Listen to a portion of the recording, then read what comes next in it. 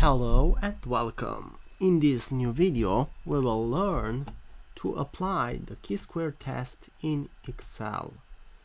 Here we have a small database with 3 qualitative and dichotomical variables and other 3 quantitative and continuous variables. They take numerical values. For this type of variables you can compute the average. For this type of variables, you can find a frequency.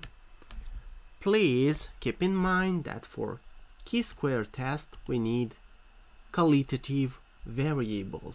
Let's see in this video if aspirin treatment is better for recovery than a placebo. For that, we have to take the 2 variables, aspirin and recovery, into a new worksheet. So we will put them here, and I will zoom a little bit the database. For these 2 variables I can build a table. It's called the pivot table, a table where to put these 2 qualitative variables together. So I will select them A and B column, and I will go to the insert menu. There I can find the pivot table. Here it is. At table range you should select the 2 variables of interest. After that you need the result table into the existing worksheet at D2. Here we are. Now I have an empty table. I must fill this empty table, and I must take aspirin from here to the rows, as here at the rows goes the risk factor, even the risk factor for healing in our case. On the columns usually we have the disease, so I will take the recovery on the columns. Now I have the table but without values, because I need also to fill this section of values by taking recovery or aspirin if I want to the value section. After that you can see that you also have a blank space here. This blank space on the contingency table is caused by the empty space you have under the values, just here under the column with values.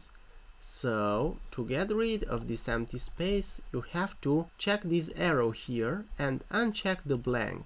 So this empty space will disappear and you will have a table like this. In this cell you should have also the aspirin positive and the healed positive. So this is our observed contingency table. We will write here the observed contingency table.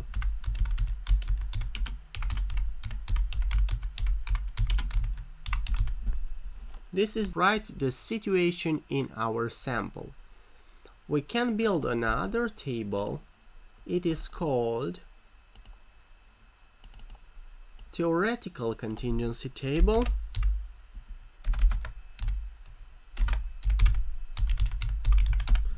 Theoretical contingency table that shows the situation if the null hypothesis would be true.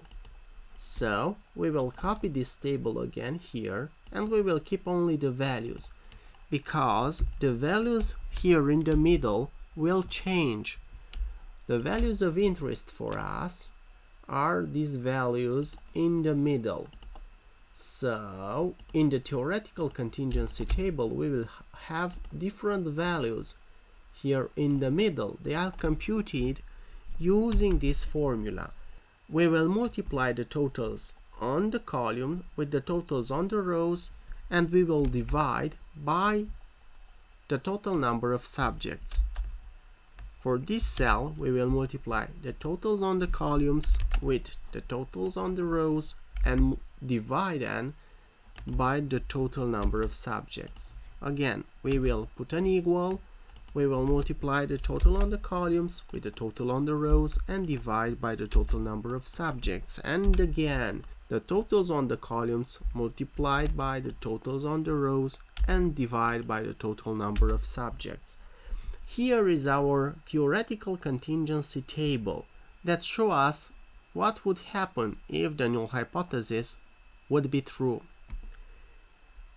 Now, if you have here very small values below than 5, it would be not correct to use the chi-square test.